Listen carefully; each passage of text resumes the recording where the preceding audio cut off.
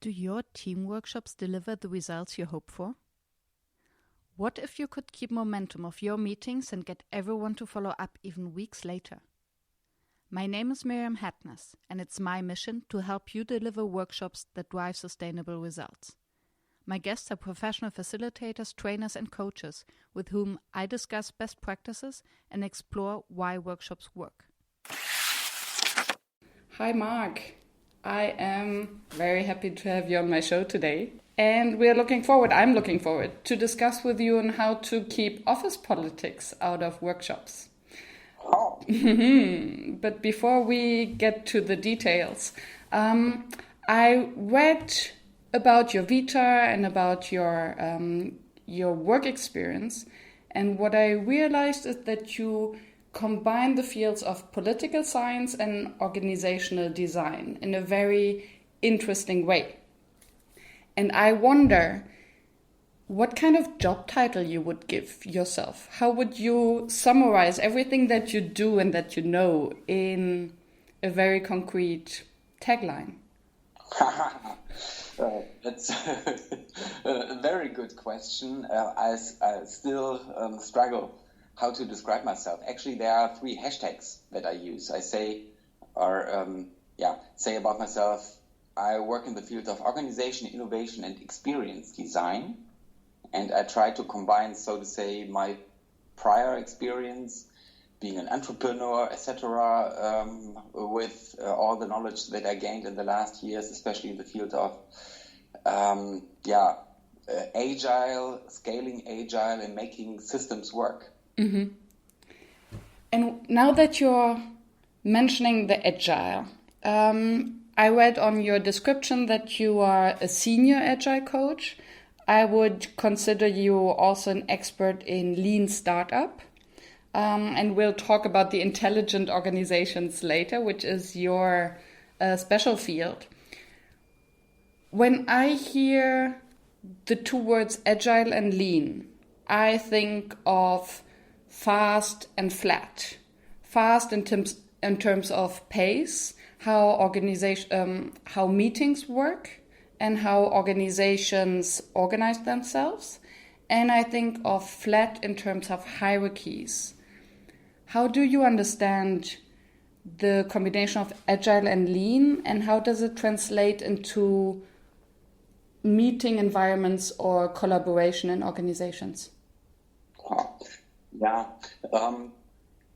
At first, I would like to emphasize the similarities between lean and agile. That means you have, even though it's a buzzword nowadays, a radical customer centricity in the first place. So your whole value stream is organized around the customer. And so to say, the customer is not the end of the journey, but the beginning of the journey. Mm-hmm. Often enough, people still think, okay, we produce something, and then you have a certain steps, a chain, daisy chain sometimes, and then at the end, the product is delivered to the customer.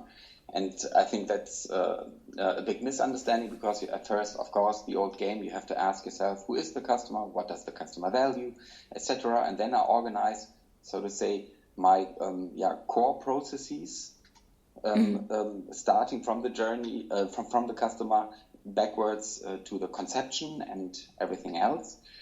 And in this context, then I asked myself, okay, which kind of coordinational meetings do we need, strategic meetings, blah, blah, blah, everything that we have in terms of interaction in the system in order to generate value for the customer. Mm-hmm. And at the same time, I have to say, of course, and that's also an old debate, customer first or employee first. From my understanding and my personal experience, I would always start with the customer. Mm-hmm. And implicitly, you then take also care about the employee and the employee satisfaction, and how also your inner thing, your atmosphere, so to say, in the system is working in order to generate value at the end of the day for a customer. Because if you don't have a customer, at least in the economic sphere, you don't need an organization. No? So you need a market, a customer, and then, okay, you have a problem and you try to solve the problem for the customer. That's very true. And when you as a coach go into an organization, then your customer would be the organization, right? Often enough, yes. So do you translate, and if so, how, your concept of customer first to your own service design? Yeah, a tricky question because, that's part of how I conditioned myself over the last 20 plus X years, customer first. So I try to help the customer, but that means also at the same time, since I'm an external consultant and I can offer an external view, that does not imply that I always do what the customer wants. I like that. I would probably emphasize behaviors that weren't successful in the first place. And if it makes no sense to hire me if people are only looking for confirmation. So part of my job description then in terms of customer first is that I have to be neutral, objective as possible, and in a delicate balance between being attached and empathic towards the customer, and at the same time I have to dissociate myself and stay in a neutral zone like a scientist observing an experiment. I don't know if that was the answer that you expected. It was surely an interesting answer, and I wonder whether or how you can select the organizations then that you want to work with. So, because let me put it a different way, I can imagine that not every organization or not every boss would be happy to hire someone who is not necessarily doing everything he or she asked for. Yeah, that's again a real problem because very traditional systems, they don't ask for disturbance. They seek stability, and they think their business model is still working. And yes, things are changing, but these are only trends, so we don't need external consultancy. So it is inevitable that there must be something like a pain point and an awareness within the client that they have a pain point that they would like to work on, and that they accept also, or that they give me the allowance, that I perturbate the system, that I, in a constructive, of course, human-centered way, disturb the way they think, they interact, offer new, offer a reflection. Actually, that's the core of my work. So you're an external disruptor. So to say, even though I have a little bit problems with the word disruption because disruption sounds too much like revolution, and revolution is always bloody, and I don't like blood. I want to have a smooth transition. But somehow, I'm a external disturber. External disturber. I like that. This could be a nice job description or role description that I asked for in the beginning. External disturber. And when I hear disturber in the context of lean and agile and organizations, I always wonder, and this is maybe also the core or the main reason why I'm so excited to have you on the show. When we think of office politics, this doesn't necessarily has to do with the form of the organization or with agile as such. So how can you make sure that the office politics stay out of the process that you came in for? So, and in what way can an intelligent organization deal with office politics? Yeah. At first, I think politics are normal. And the logic of politics should never be misinterpreted with the abuse of politics. So what is polis in politics? It's about power. It's about making decisions for a large group. And at first, I cannot really make sure that politics stay out of the process. This is only that can be achieved in a mutual effort, but not by me alone. I can only try to help them to reflect, is this way how power is played in a certain context or in a certain situation fruitful for the client, for the employee, for the whole organization, and maybe even for society in a very broad way. So I try to keep politics or make them aware of their politics. And again, how do I do this? Asking questions, asking why you make a decision maybe in this way, only one person, so to say the king, or like in the feudal times, you have there this noble man, in brackets, always old white man in these systems, traditional systems. And then I try to make them, and that depends then on my partner, the one gegenüber, sorry. Some people, you can catch them if you do the play or a calculation of the total cost of ownership of a decision. So what is the price that you pay in the long run, not engaging maybe with the quieter people in the room? Why don't you use the expertise that you have actually in the system? And why do you maintain a structure that keeps people in the group together more stupid, as if they were capable of solving problems if they were better connected? It would be a living, so to say, interaction, and not that bureaucratic structure. It's an interesting point that you're raising the quieter people in an organization. I just wrote an article about how to make workshops more introvert friendly.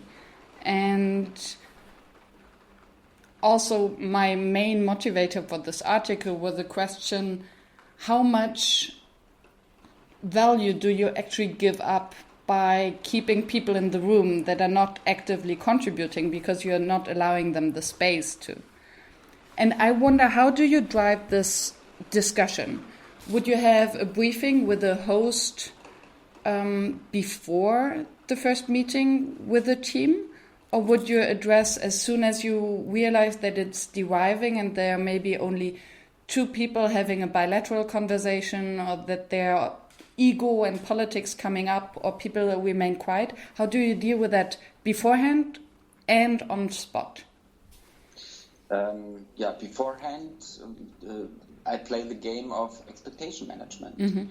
And the one who, so to say, is paying for me, I speak about the structure and the ideas, how to create an engaging environment that motivates also the quieter people, the introverts, to contribute and to participate, which also implies that I tell or say that I need, so to say, the allowance, that I play the referee, and that I have also the right to put the extroverts maybe sometimes a little bit into their boundaries or back into their space. If they are overtaking and dominating a discussion or the whole atmosphere. So I at first try to make clear it works the best way if you allow me to be the referee. Then I try to explain also beforehand, you have to trust on emergence. There are things that you cannot plan. You can just only trust in the process and be open. And then, to my experience, usually always something emerges, a new solution, a new, whatever, viewpoint, perspective for a problem, whatever you need, and why you gather the people.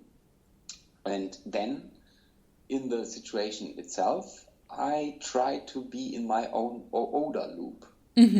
What does that mean? Observe, OODA loop is an old concept from, I think it was Colonel John Boyd, American military strategist. And the basic concept is that you constantly observe, orient, decide, act. And that means in these situations when I facilitate, I have to be, in quotes, in a kind of a hyper-awareness state of mind. And, then do something. And I cannot really explain why and how it works. This is maybe, by experience. It's somehow stored in my, in my nervous system. Interesting. So it's learning by doing an experience. Yeah, it's a lot of experience. I mean, I'm doing not this organizational work for 20 years, but I was always involved due to my whole lifetime, also in building up a company, having always people together, making big decisions or smaller decisions.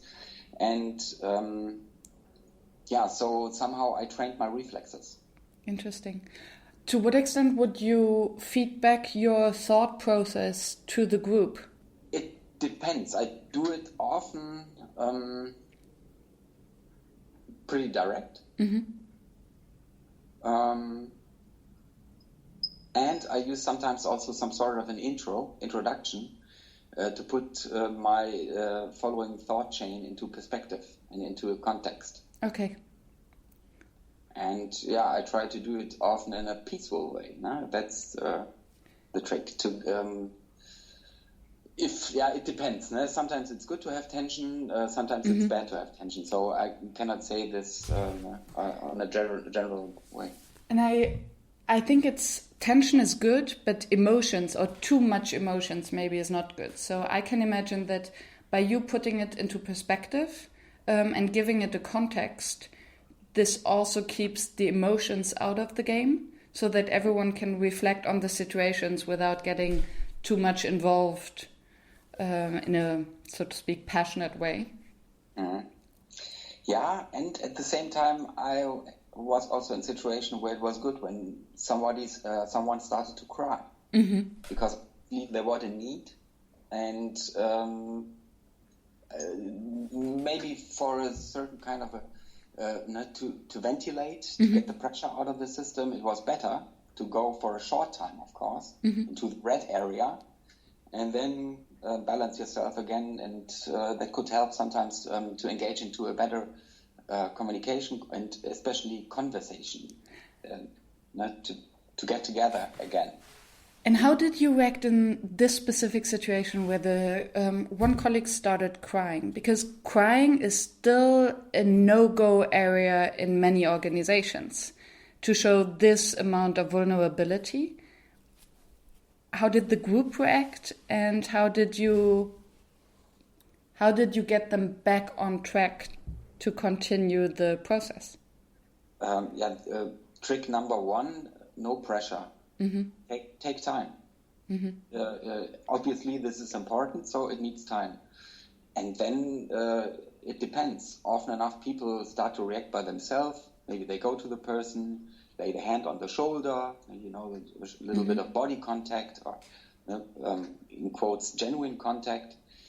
Sometimes it's just words, and sometimes it's just waiting till somebody says something. I mean, this is then for me, especially the role, often enough, from my understanding, not to say anything.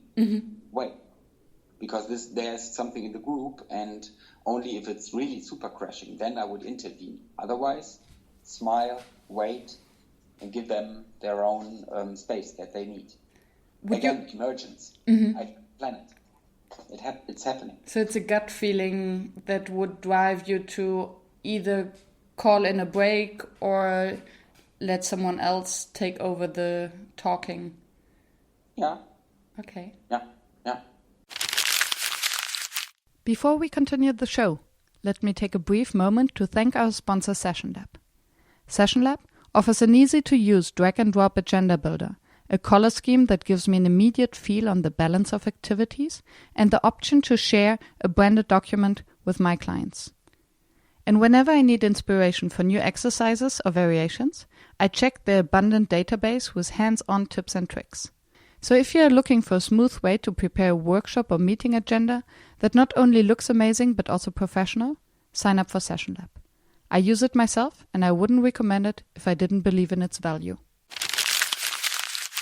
How can you detect the difference in terms of collaboration? So when I imagine a group of people sitting together in a workshop, what's the difference between a normal organization and an intelligent organization?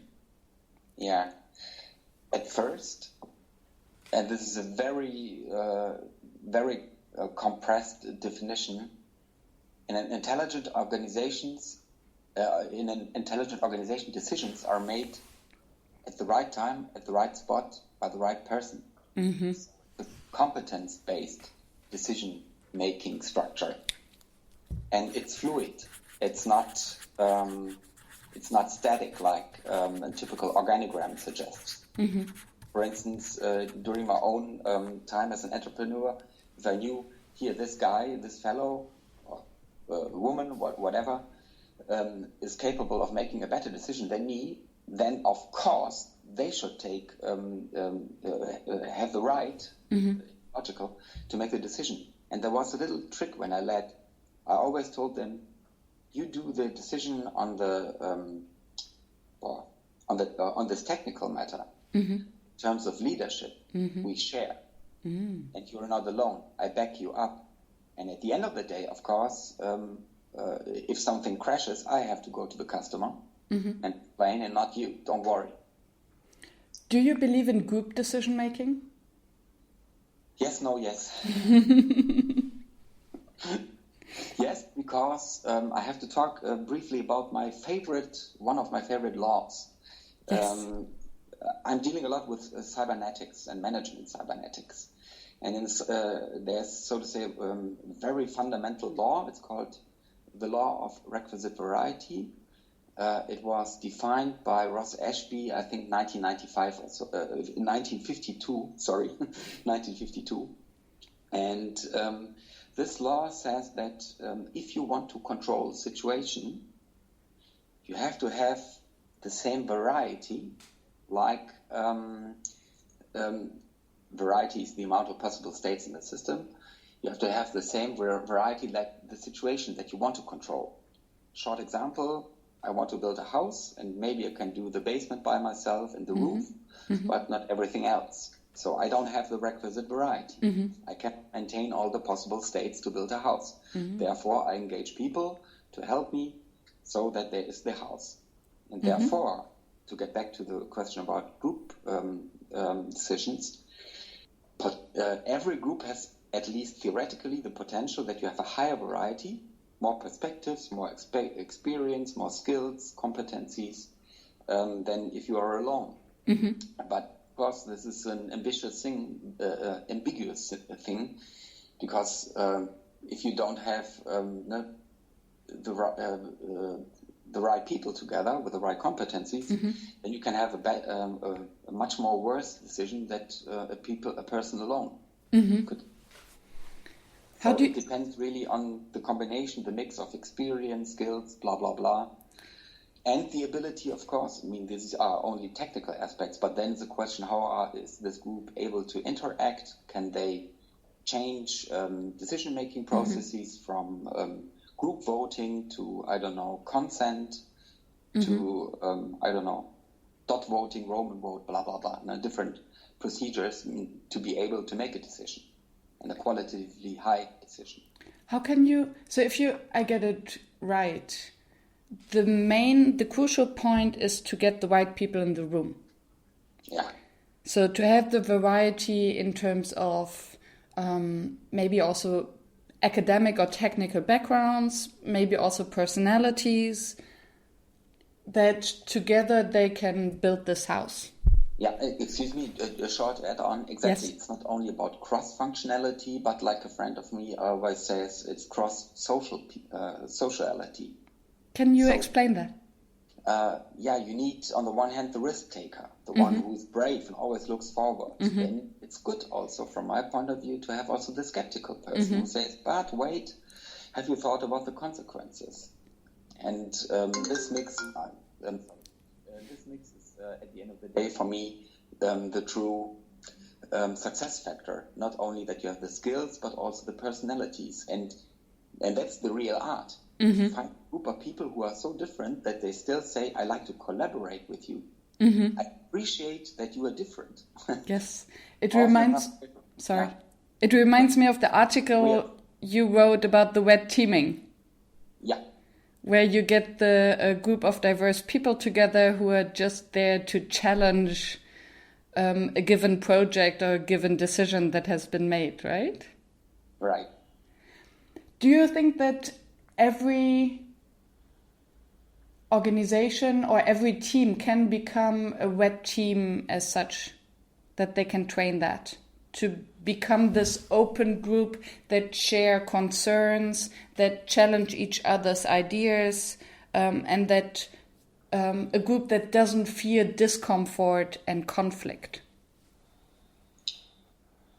Well, probably not every organization, no. Because if I truly believe in diversity, then this implies that there are people who do not want to change out of reasons. And it's not me to judge it or to explain them. But if you have a good reason, if you are motivated, then of course it's super easy. Then you can learn also Chinese if you want to in the 80. You need just a good reason. And if you have a good reason, yeah, then it's possible. But it takes also a little bit of time because especially red teaming is a lot about reflection and about critical thinking. So thinking about thinking and how do I make decisions and what are my biases and how do you call this, fallacies that constantly happening in my brain, and to which extent I'm able to reflect on then on a personal level and then in a group level. And I guess that this also means that as an external facilitator, you need more time with the team, with the same team, to train them and also to train this sort of communication in a team. Yeah, this is not like a checklist and then we do a 2-hour workshop and now you're enabled. I mean, there are, of course, always the talents and people who just need a few terms to understand something that they were applying all the time, but they have no word for it, or no idea. But usually it takes a little bit of time. So it takes a little bit of time, if I get you right, to also develop this vocabulary that the group is using as a group in order to understand the same things by using specific words for it? Exactly. Interesting. Because we're approaching the end already, I would be interested in a very practical advice from your years of experience dealing with groups and collaboration. And I think we have all experienced the situation where within a workshop, maybe the topic becomes a little bit more critical or one person becomes passionate. Suddenly there is a big ego in the room who is about, and that's the sweet spot, not sweet, bitter spot, that is about to destroy the flow. And it might be a sweet spot because I realized that depending on how you deal with it, this conflict might either relieve energy and bring something positive out, so a big leap forward, or it might destroy the entire energy and the participants would mentally check out already. Have you experienced such situations? And if so, what is your advice on how to deal with it, especially for facilitators who might be less experienced than you are? When I try now to put this into a sentence, I have the feeling that could also be written on a calendar, that's one calendar wisdom. But I did one for 2 years, Aikido. Aikido. And the basic principle that you learn is that you are thankful for your, in quotes, opponent, because he's giving you energy. And then you redirect the energy. So at the end of the day, it's mirroring. And it depends also a little bit on the person. One of my favorite tricks is humour. And do something or say something paradox. Can you give an example? Maybe there's someone is in his preaching mode, and talking. And then I say, excuse me, could you maybe step on the table, because that would more suit now to the whole situation. How is the reaction? Yeah, of course, irritated. And then that's my trick. At first, short irritation, then to show that I'm a nice guy and that I do not want to be an asshole at the end of the day. Thanks for your engagement and all your passion, but there are also other people in the room, and often enough, time is critical, time box. Therefore, please hold your breath now and give the others the space. And then it depends. Often enough, people then after one intervention say, okay, oops, sorry, I did it again.